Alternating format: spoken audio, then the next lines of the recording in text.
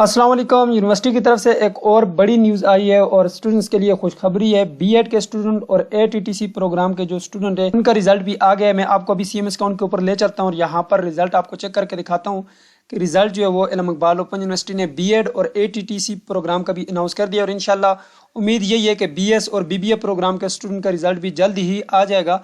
तो अभी साथ साथ रिजल्ट आ रहे हैं, मैं आप लोगों को अपडेट देता जा रहा हूं। इसके लिए आप चैनल को लाजमी से सब्सक्राइब करके रखिएगा। अब यहां पर देख सकते हैं एम ऐलान इल्म इकबाल ओपन यूनिवर्सिटी ने सेमेस्टर खिजान 2024 के बीएड और एटीटीसीसी प्रोग्राम्स के नताइज का ऐलान कर दिए। नताइज तलबा के सीएमएस अकाउंट के ऊपर जो अपलोड कर दिए गए हैं। अब आए चलते हैं सीएमएस अकाउंट के ऊपर। यह है जी मेरे पास सीएमएस अकाउंट और आप सबसे पहले अपने सीएमएस अकाउंट में लॉगिन करें।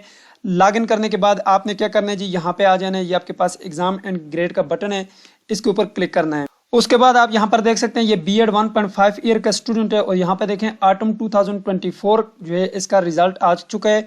यहाँ पे ये व्यू ग्रेड का बटन होगा, इसके ऊपर आपने क्लिक करना है। ये व्यू ग्रेड के ऊपर क्लिक, तो यहाँ पर आप देख सकते हैं जी इस स्टूडेंट का रिजल्ट आपके सामने है। ठीक है, यहाँ पर इनके कोर्स कोड आ गए हैं। ठीक है, और ये आप इनका जो है टाइटल आ गया है। यहाँ पे इनके क्रेडिट हार्स है और ये इनके मार्क्स लगे हुए हैं। ठीक है, अब यहाँ पे देखें इस स्टूडेंट को फेल कर दिया गया है। 48 मार्क्स हैं और ये फेल है, और यहाँ पे 47 है तो ये फेल है।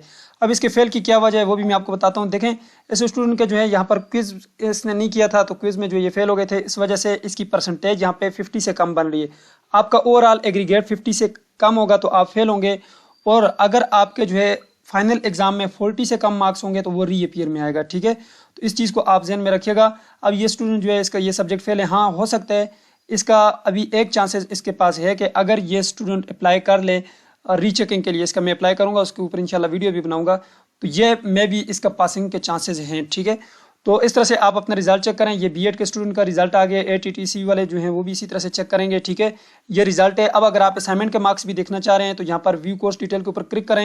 मैं यहाँ पर क्लिक करता हूँ तो यहाँ पर आप देख सकते हैं जी आपके जो असाइनमेंट के मार्क्स हैं वो ये लगे हुए हैं। ठीक है, अब यहाँ पे देखें ये तमाम चीज़ों के यहाँ पे मार्क्स लगाए हुए हैं। ठीक है, अब ये 8608 था तो उसके उस हिसाब से लगे हुए हैं। ठीक है, आपको मैं कोई और जो है यहाँ पर कोर्स कोड दिखाता हूँ। अब यहाँ पर मैंने एक और कोर्स कोड यहाँ पे आपको दिखाना है 8612 के। अब यहाँ पे देखें असाइनमेंट में इसके 77 मार्क्स हैं, 2 में जो है 80 हैं, और यहाँ पर फाइनल एग्जाम में 67 मार्क्स हैं और क्विज में 27 मार्क्स हैं। अब आप देखें आपके 20 मार्क्स जो वो असाइनमेंट के लगते हैं, 50 मार्क्स आपके एग्जाम के होते हैं और 30 मार्क्स आपके होते हैं क्विज के।